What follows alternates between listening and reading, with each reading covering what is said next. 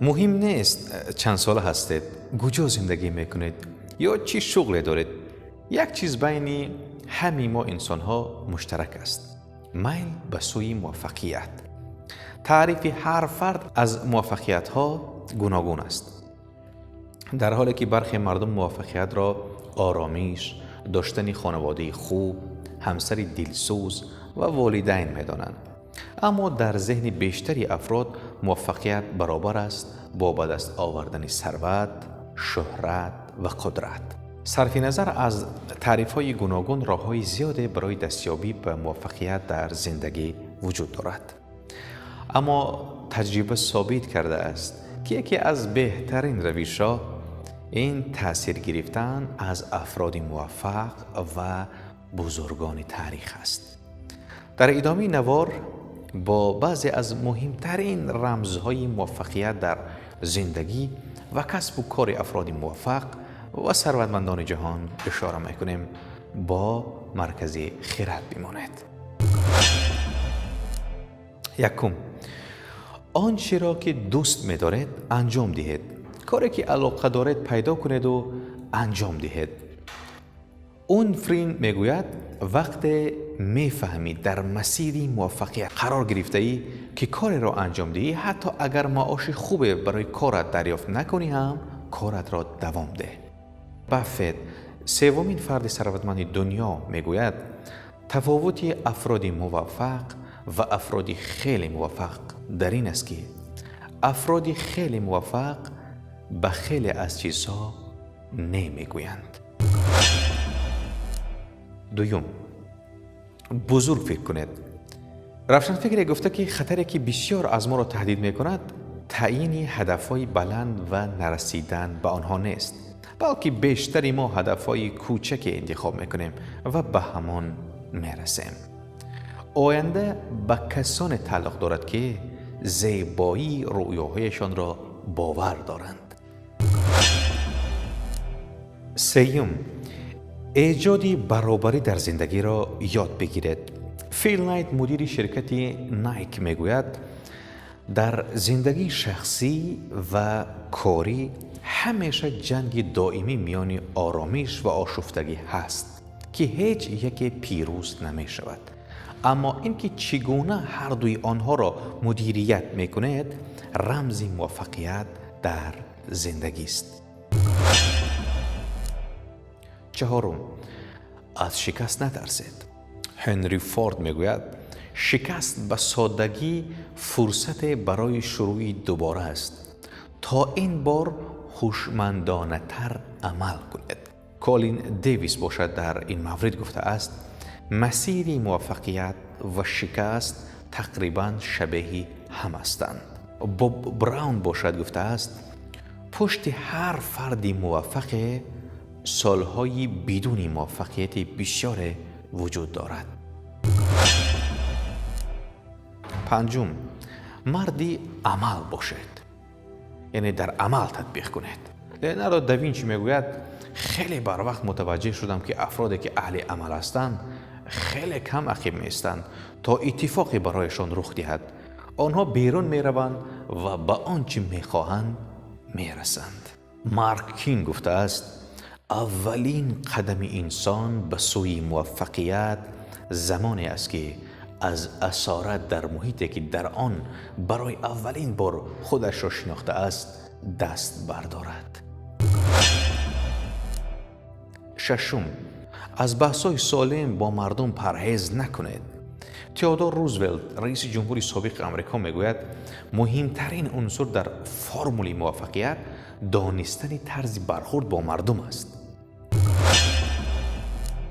هفتم باشد بیشتر با افراد موفق وقت گذرانید. همه ما میدانیم افرادی که با آنها رابطه داریم بر روی زندگی و فکر ما تأثیر میگذارند. برای موفقیت و ثروتمند شدن سعی کنید با افراد وقت بگذرانید که موفق و ثروتمند هستند. در بیشتر موردها ارزش شما را نزدیکترین دوستان شما نشان میدهند. اگر با افراد موفق رابطه داشته باشید فکری شما باز می شود و محدودیت های ذهنی شما در برابر پول از بین می رود. خب ببینید استیون سیبلت چی گفته است؟ واقعیت این است که میلیونرها نسبت به افرادی سطح میانه طرز فکر گوناگون درباره پول دارند. هشتم، به توانایی خود باور داشته باشید. دسنی گفته است اگر بتوانی چیزی را تصور کنی میتوانی آن را انجام دهی. تمام رؤیاهای ما میتوانند عملی شوند اگر ما شجاعت دنبال کردن آنها را داشته باشیم. نهم، نظری نیکبینانه و مثبت داشته باشید. توماس جفرسون میگوید هیچ چیز نمیتواند انسانی با بینش مثبت را از دستیابی به هدفش باز دارد و هیچ چیز نمیتواند به انسانی با بینش منفی کمک کند. دهم، شجاعت پیروی از قلب خود را داشته باشید. استیو جابز میگوید شجاعت پیروی از قلب و بصیرت خود را داشته باشید. آنها میدانند شما واقعا میخواهید به چه کسی تبدیل شوید. بقیه چیزها دویم درجه است. مردم فکر میکنند که موفقیت به معنی بله گفتن به هر چیزی و فکر کردن در مورد آن است، اما تمرکز واقعا این معنی را ندارد. تمرکز یعنی انجام یک کار و نه گفتن به صدها ایده خوبی دیگری که وجود دارد. 11، سخت تلاش کنید. اگر نخواهید بیشتر از ظرفیت‌های یک انسان معمولی تلاش کنید به موفقیت‌های بالا دست پیدا نمی‌کنید. 12، دلسرد نشوید.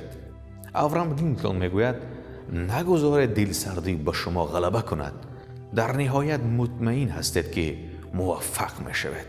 توماس ادیسون جمله بسیار مشهوری دارد که فکر میکنم همه شما شنیدید که او میگوید من اشتباه نکردم، من تنها 999 مراتبه راه دیگر بازیافت را کشف کردم که مراتب هزارم آن را به دست آوردم. 13، اراده قوی داشته باشید.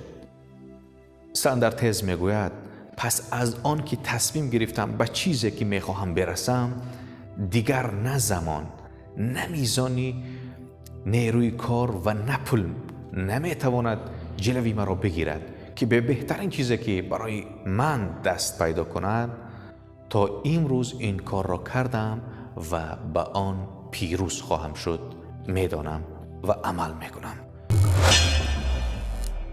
14، از منطقه امن خود بیرون شوید. وقتی در منطقه راحت و امن هستیم هیچ موفقیت بزرگی به دست نخواهد آمد. بارها از مردم شنیدیم که میگویند نگران امنیت خود هستند، اما فراموش نکنید که امنیت برای افراد دلمرده است.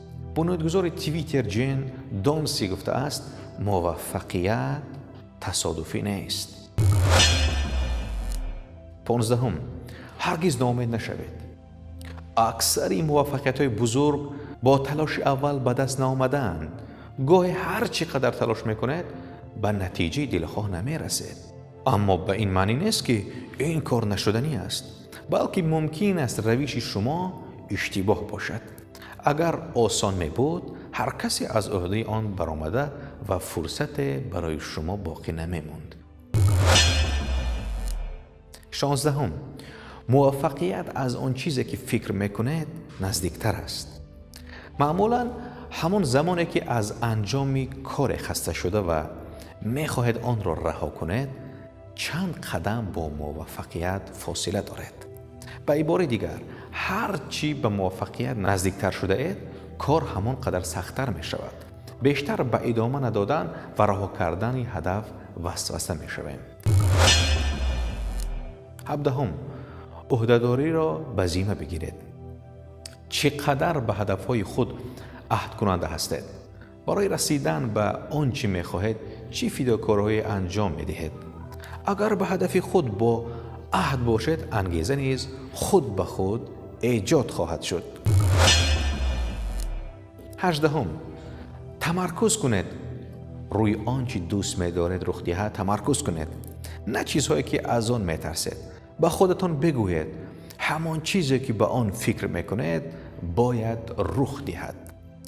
تونی رابینز در این باره میگوید مردم با تمرکز بر روی چند هدف در یک زمان برای هدف که میتوانند در 1 سال به دست آورند بیشتر از 10 سال وقت صرف میکنند. گیوته گفته است به دست آوردن چیزهایی که اهمیت زیادی دارند هرگز نباید به خاطر رسیدن به چیزهایی که اهمیت کمتری دارند رها کنید. 19. در زمان حال زندگی کنید. شما از پس هر اتفاقی که در این لحظه و امروز رخ می‌دهد برمی آید. با شرط آنکه با آینده و آنچه ممکن است رخ دهد فکر نکنید. این طرز فکر باعث می شود بدون توجه به دشوار بودن وضعیت به لحظه حال تمرکز کرده و مشکلات فعلی را حل کنید. اورام روزولت گفته است ذهن‌های بزرگ درباره ایده‌ها بحث می‌کنند. ذهن‌های معمولی درباره رخدادها و ذهن‌های کوچک درباره افراد. 20.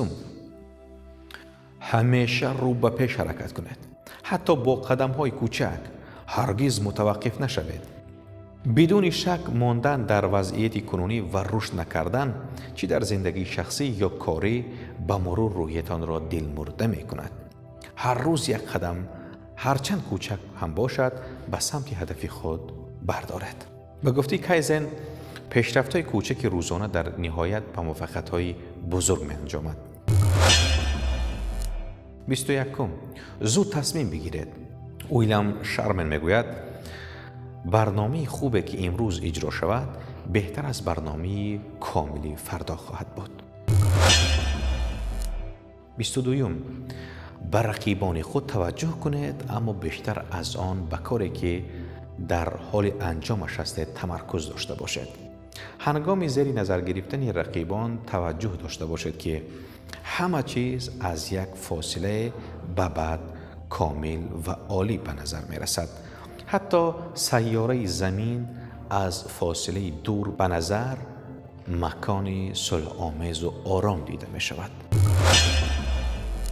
23. همیشه بهانه برای لبخند زدن هست. از زندگی لذت ببرید. زندگی شانسی بزرگی است که به شما داده شده و آن قدر کوتاه است که فرصتی برای غصه خوردن ندارد. 24. به نتیجه فکر نکنید. اگر در مسیر زندگی با هیجان و کنجکاوی به دنبال کشف و تجربه های چیزهای نو باشید، انگیزه مانند گرمی به شما انرژی خواهد داد. اما اگر فقط به نتیجه کار فکر کنید، انگیزه چیز شبیه آب و هوا می شود که با طوفان و سختی ها خراب می شود و آنچه که در مسیر یاد میگیرید فکر کنید و به مقصد توجه نداشته باشید. 25. از تخیلات خود استفاده کنید. لاس براون گفته است خیلی از ما در رویاهایمان زندگی نمی کنیم چون که در حال زندگی در ترسهای زندگیمان هستیم. راه خلاص شدن و افکار منفی استفاده از تخیل است. وقتی همه چیز خوب پیش می رود ناخودآگاه سرشار از انرژی مثبت هستید. اما زمانی که با مشکل برمیخورید باید انرژی بیشتری داشته باشید. می توانید حدس بزنید تکرار کلمات منفی مانندی من از کارم متنفرم چه تأثیری منفی در روحی فرد میگذارد، در حالی که می توانید با تخیل مثبت حتی از بدترین رئیس دنیا در خسته کننده ترین شغل دنیا چیزهای زیاد یاد بگیرید. فکر میکنیم این 25 پند و یا اندرز و یا حکمت از افراد موفق دنیا در زندگی شما نقشه بازند و باشد که شما از این نوار برای خود چیز گرفته باشید. با دیگر نوارهای مرکزی خرد بمانید.